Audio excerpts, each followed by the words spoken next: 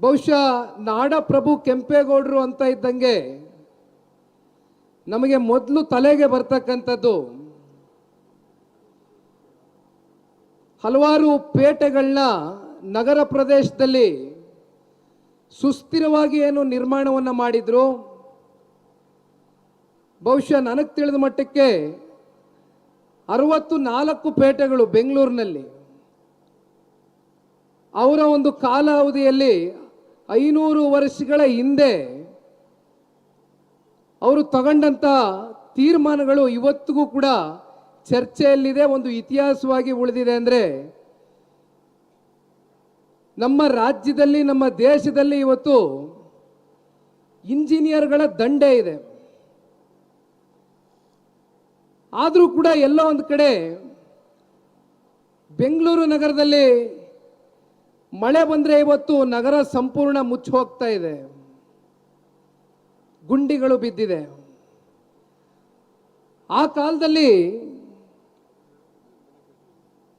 Technology ಅಂತಕ್ಕಂಥದ್ದು ಇರಲಿಲ್ಲ.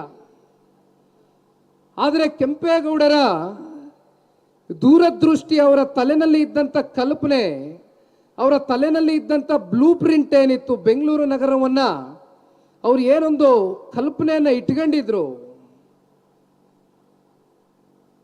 ಬಹುಶಃ ಅದು ಇವತ್ತಿಗೂ ಕೂಡ ಜಗತ್ತು ಸೂರ್ಯ ಚಂದ್ರ ಇರ್ತಕ್ಕಂಥದ್ದು ಎಷ್ಟು ಸತ್ಯವೋ, ನಾಡಪ್ರಭು ಕೆಂಪೇಗೌಡರು ಇವತ್ತು ಬೆಂಗಳೂರು ನಗರ ಅಷ್ಟೇ ಅಲ್ಲ, ಹಳೆ ಮೈಸೂರು ಪ್ರಾಂತ್ಯ ಸೇರಿದಂತೆ ಅನೇಕ ಜಿಲ್ಲೆಗಳಲ್ಲಿ ಜಲಸಂಪನ್ಮೂಲ ಇರ್ಬೋದು,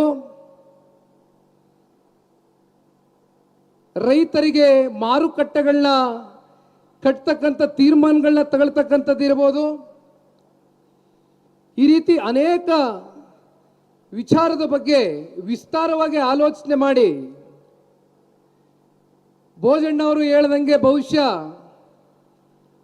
ನಾಡಪ್ರಭು ಕೆಂಪೇಗೌಡರು ಕೇವಲ ಬೆಂಗಳೂರಿನ ನಿರ್ಮಾತೃ ಅಷ್ಟೇ ಅಲ್ಲ, ನಮ್ಮ ಭಾರತ ದೇಶ ಹಾಗೂ ನಮ್ಮ ಕರ್ನಾಟಕ ರಾಜ್ಯದ ಆಸ್ತಿ ಅಂತಕ್ಕಂಥದ್ದು ಈ ಸಂದರ್ಭದಲ್ಲಿ ನೀವೆಲ್ಲರೂ ಕೂಡ ಸಾಬೀತನ್ನ ಮಾಡಿದ್ದೀರಿ. ನಯನ ಮೋಟಮ್ನವರು ಮಾತನಾಡಬೇಕಾದ್ರು ಒಂದು ಮಾತನ್ನು ಹೇಳಿದರು,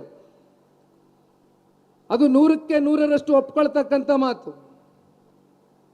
ಯಾವ ಒಬ್ಬ ವ್ಯಕ್ತಿ ಇತಿಹಾಸವನ್ನು ಅರ್ತಿರ್ತಾನೋ, ತಿಳಿದುಕೊಂಡಿರ್ತಾನೋ, ಆ ವ್ಯಕ್ತಿ ಮಾತ್ರ ಇತಿಹಾಸವನ್ನು ರಚನೆ ಮಾಡ್ತಕ್ಕಂಥದ್ದಕ್ಕೆ ಮುಂದಾಗ್ತಕ್ಕಂಥ ಯೋಗ್ಯನಿರ್ತಾನೆ ಅಂತಕ್ಕಂಥದ್ರ ಬಗ್ಗೆ ನಯನ ಮೋಟಮ್ನವರು ಹೇಳ್ತಾ ಇದ್ರು. ಹಾಗಾಗಿ ಇವತ್ತು ನಮ್ಮೆಲ್ಲರ ಜವಾಬ್ದಾರಿ ಇದೆ, ನಮ್ಮೆಲ್ಲರ ಕರ್ತವ್ಯ ಇದೆ.